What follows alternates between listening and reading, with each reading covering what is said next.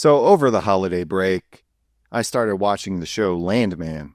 It's a Paramount Plus show, and I gotta ask the question: is this show even any good? I mean, sure, it's technically sound, and I think the acting is good, but the IMDb rating right now is sitting at 8.3. Really, 8.3 with how repetitive it is. And I will watch pretty much anything that Billy Bob Thornton is in, which is why I started this show, and I usually don't watch that many TV shows. Goliath was his last show on Amazon Prime. The first season of that is absolutely better than this. And sure, you can say, hey, the second season got weird, and there were some strange things involving Dennis Quaid later on. But overall, that was a really entertaining show. And sure, Billy Bob Thornton plays the same type of guy in everything. He's usually divorced, an alcoholic, always plowing all of the available women in his vicinity. And who doesn't? In Goliath, he was a disgraced hotshot lawyer. Now he's a landman in the oil industry by the name of Tommy, a type of middleman, manager, facilitator, connecting the company to the landowner to exploit the mineral rights of the land. BBT, he starts off strong in the very first episode. He's already throwing out lines from the movie Bad Santa while being interrogated by a Mexican drug cartel. He's tied up to the chair. Well, wishing one hand, shit in the other, see which one fills up first. It's been the same exact thing on 4 episodes so far, though. This oil company is the most accident-prone bunch of fuck-ups I've ever seen. 4 dead bodies already, and BBT's son has almost died twice at the hands of Latinos, both in the field and in a fight. Oh, and that other guy got his hand smashed or some other kind of injury. I don't remember, but that's another victim of this god-awful safety record of this company. And every episode features his daughter's pussy and the lusting after it. And the actress is in her 20s, so it's fine for me to talk about how hot she is, but give it a rest. It's just a non-stop focus on her body for about 5 minutes per episode. And then the lawyer guy, Nate, who lives with Billy Bob Thornton, his roommate, stares and complains about it. Listen, Tommy, I can't get any work done today. This house is my office, but I keep becoming engorged because of your daughter's half-naked body that I want so much. I can't get enough. Okay, well, listen, goddammit. I'll figure something out. Just hang in there, Nate. I'll talk to her. Hey, sweetheart, put some goddamn clothes on, okay? Nate wants to fuck you again, and he can't focus on being a lawyer, all right? The daughter and Allie Larder are both annoying and seemingly pointless characters.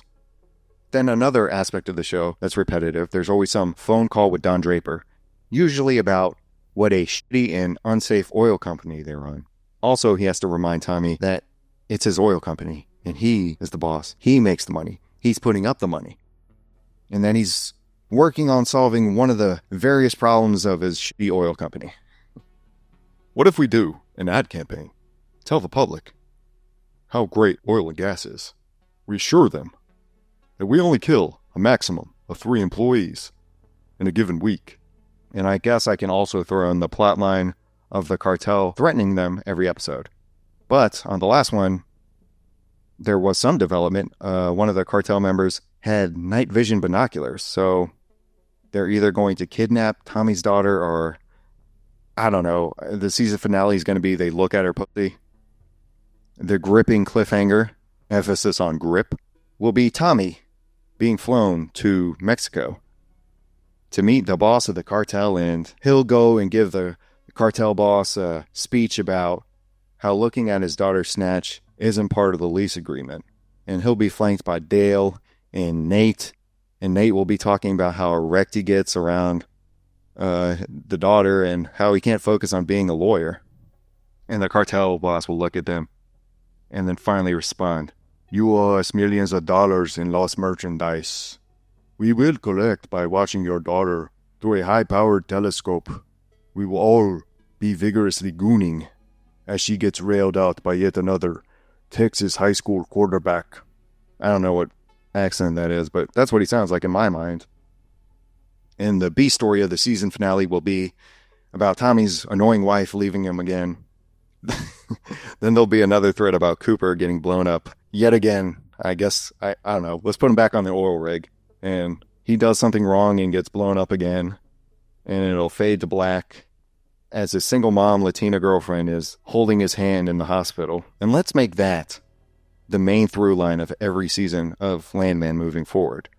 You know, Cooper, his son, gets blown up or beaten up as he climbs the corporate ladder of the energy industry. Just like 3 or 4 times every season, he's just in a hospital. His Latina girlfriend that he didn't think was his girlfriend.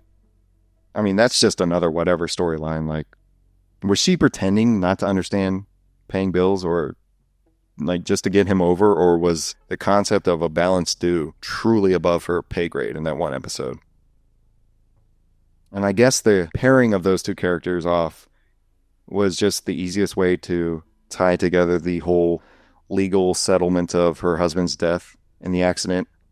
And Cooper's probably going to take the blame for it. Which also another way for Cooper to be put in the hospital again by a group of Latinos. What a great storyline. I love it. I think season 2 needs a new set of angry cousins to come in and beat up Cooper.